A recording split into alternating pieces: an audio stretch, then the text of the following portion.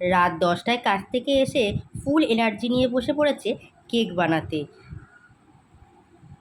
দেখতে বন্ধুরা, বাবা পেলো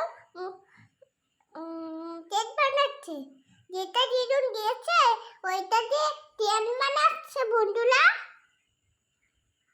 জামাই ষষ্ঠীতে মা দিয়েছে তার জামাইকে এই এয়ার ফ্রায়ারটা। তো যতক্ষণ না এটা ইউজ করতে পারছে ওর ভালো লাগছে না, তাই ঘরে যেটুকু যা ছিল তাই দিয়েই বানিয়ে ফেললো কেক। আর বাবি তো এই কেকটা দেখে বেজায় খুশি। নাচছো কেন? তুমি নাচছো কেন?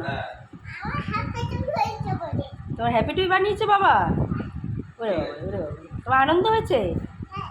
এখন রাত্রি কটা বাজে? 11:30। তোমার আনন্দ হচ্ছে? তুমি এখন হ্যাপি টুই খাবে? কালকে সকালে খাবে, ঠিক আছে? না, এখন খাবে? তুই খাবো। পিঙ্ক হ্যাপি টুই খাবে? যেটা আমি কালকে বলেছিলাম ওইটা।